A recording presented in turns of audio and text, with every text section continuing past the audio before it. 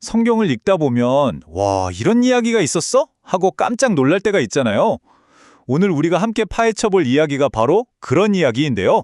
아마 성경에서 가장 어두우면서 동시에 가장 눈부신 이야기가 아닐까 싶습니다. 사건의 핵심은 정말 간단하고 끔찍합니다. 한 할머니가요, 왕이 되겠다는 욕심에 자기 손주들을, 그것도 한 명도 아니고 왕의 씨를 아예 말리겠다며 싹 다 죽여버립니다. 와, 이건 그냥 비극이 아니죠. 거의 악마가 한 짓이라고 받기는 설명이 안 됩니다. 자, 그럼 여기서 질문이 생기죠. 이 끔찍한 대학살, 이게 정말 그냥 한 여자의 권력욕 때문에 일어난 일일까요? 아니면 이 정치적인 암살극 뒤에 우리가 보지 못하는 훨씬 더 거대하고 오래된 영적 전쟁이 숨어 있었던 걸까요? 그래서 오늘 이 사건의 진짜 의미를 한번 제대로 파헤쳐 보려고 하는데요. 먼저 여왕의 끔찍한 범죄부터 시작해서 어떻게 왕가가 독에 물들었는지, 그리고 그 뒤에 숨겨진 두 씨앗의 전쟁은 무엇인지, 또 숫제 7의 비밀과 누구도 손댈 수 없는 피난처는 어디인지 이 순서대로 따라가 보겠습니다. 자, 그럼 첫 번째 이야기, 독에 물든 왕가입니다. 대체 어떻게 이런 말도 안 되는 일이 벌어지게 된 걸까요? 도대체 어떻게 그 거룩했던 다윗의 왕가가 이렇게까지 뿌리부터 썩어 들어갈 수 있었을까요? 모든 것의 시작은요, 딱 한 번의 잘못된 선택이었습니다. 선한 왕으로 평가받던 여호사밧이 북이스라엘의 아주 악명 높은 왕이죠. 아합 가문하고 동맹을 맺어버린 겁니다. 그 결과 어떻게 됐을까요? 그의 아들 여호람이 아합의 딸, 바로 이 이야기의 주인공인 악녀 아달랴랑 결혼을 하게 되죠. 그리고 그들 사이에서 태어난 아하시아 왕은 뭐 말할 것도 없이 완전히 엄마랑 외가 쪽의 꼭두각시가 되어버립니다. 한 세대에 두 세대, 세 세대에 걸쳐서 서서히 아주 깊숙이 독이 퍼진 겁니다. 성경은 아하시아가 왜 그렇게 망가졌는지 그 원인을 아주 정확하게 딱 집어내요. 바로 엄마, 아달랴 때문이었다는 겁니다. 역대하 22장 3절을 보면 이는 그의 어머니가 꾀어 악을 행하게 하였음이라 라고 되어 있어요. 이건 뭐 어머니가 아니라 아들을 지옥으로 이끄는 가이드였던 거죠. 이게 진짜 중요한 포인트 같아요. 아하시아의 이야기가 그냥 옛날 이야기가 아닌 거죠. 우리가 누구의 목소리를 듣고 사느냐가 결국 우리의 운명을 결정한다는 거, 그걸 너무나 똑똑히 보여주는 겁니다. 하나님의 목소리가 아니라 악한 세상의 소리를 따르면 그 끝이 어떻게 되는지를요. 결국 아하시아는 어이없게 죽음을 맞이해요. 전쟁터에 갔다가 엉뚱한 데서 말이죠. 이게 그냥 운이 나빴던 걸까요? 성경은 절대 아니라고 말합니다. 제가 역대하 22장 7절을 읽어드릴게요. 아하시아가 요람에 대 감으로 해를 입었으니 이는 하나님께로 말미암은 것이라. 네, 그의 죽음은 불운한 사고가 아니었어요. 악과 손잡은 자에게 내려진 하나님의 단호한 심판이었습니다. 자, 이제부터가 진짜입니다. 이 역사적인 사건의 커튼을 걷고 그 무대 뒤에서 벌어지고 있던 보이지 않는 전쟁, 바로 두 씨앗의 전쟁을 들여다볼 시간입니다. 자기 아들이 죽었다는 소식을 들었어요. 보통 엄마라면 슬퍼해야 정상이잖아요? 근데 아달랴는 오히려 기회다 싶었는지 바로 본색을 드러냅니다. 일어나서 유다 왕가의 씨, 그러니까 자기 손주들을 싹 다 죽이기 시작해요. 이건 그냥 권력에 미친 게 아니에요. 이건 메시아로 이어지는 다윗의 혈통 자체를 아예 끊어버리려는 정말 사탄적인 분노였던 거죠. 다윗의 등불이 정말 깜빡깜빡 거의 꺼지기 직전이었어요. 바로 그 절체절명의 순간에 영웅이 한 명 등장합니다. 왕의 딸 여호사부앗이었죠. 그녀가 피비린내 나는 학살 현장에서 갓난아기 요아스를 몰래 훔쳐내 숨깁니다. 역대하 22장 11절과 12절 말씀인데요. 제가 그대로 읽어보겠습니다. 왕의 딸 여호사부앗이 아하시아의 아들 요아스를 왕자들이 죽임을 당하는 중에서 도둑질하여 내어 그와 그의 유모를 침실에 숨겨 아달랴를 피하게 하였으므로 아달랴가 그를 죽이지 못하였더라. 와우, 한쪽은 모든 걸 파괴하려 하고 다른 한쪽은 목숨을 걸고 생명을 지켜내고 정말 엄청난 대조죠. 자, 이 장면을 한번 보세요. 이게 그냥 두 여자의 싸움으로 보이시나요?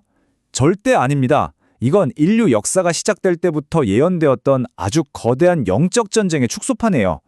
한쪽에는 하나님의 약속을 없애려는 뱀의 후손의 대리인 아달랴가 있고, 다른 한쪽에는 그 약속을 지켜내려는 여자의 후손편에 선 여호사밧이 있는 겁니다.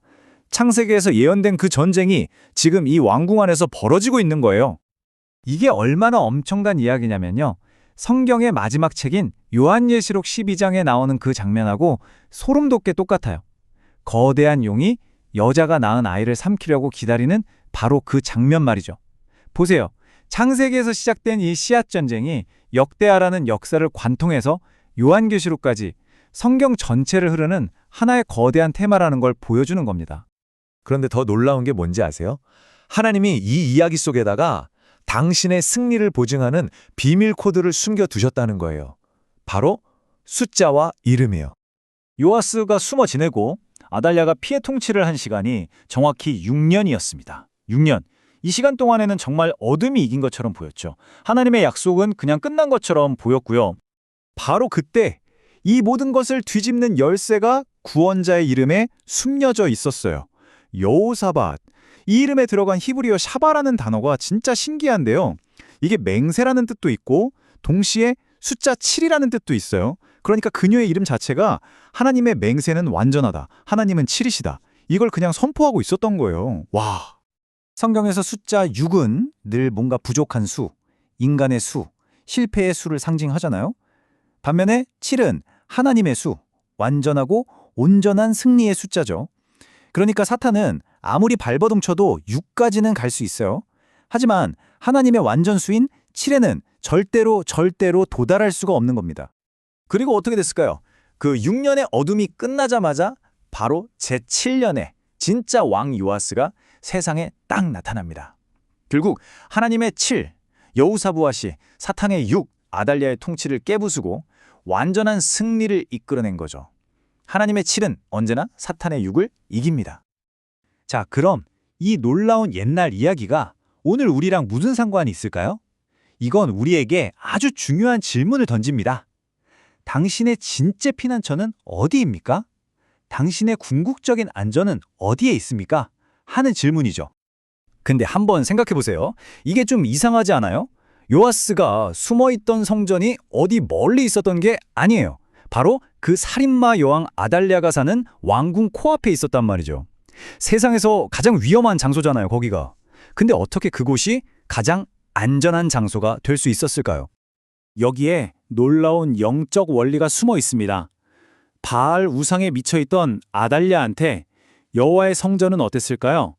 쳐다보기도 싫은 혐오스러운 곳이었을 겁니다. 아예 거들떠볼 생각조차 안 했을 거예요. 바로 그거예요. 역설적으로 원수가 가장 싫어하고 증오하는 하나님의 거룩함, 그 자체가 가장 완벽한 방패가 되어준 겁니다. 이 원리는 오늘 우리에게 그대로 적용돼요. 자, 보세요.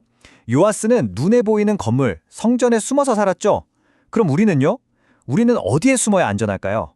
성경은 우리가 진짜 성전이신 예수 그리스도 안에 숨겨져 있다고 말해요.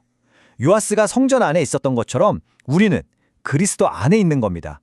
이건 사탄이 절대 손댈 수 없는 영적인 요새 안에 있는 것과 같아요.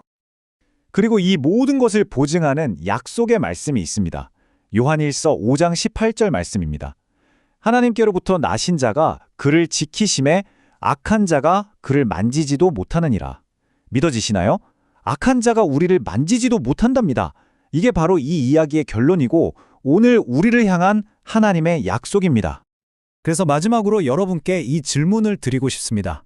만약 우리의 생명이 그리스도와 함께 하나님 안에 완벽하게 숨겨져 있다면 과연 이 세상의 어떤 권세가, 어떤 어둠이 우리를 진짜로 해칠 수 있을까요?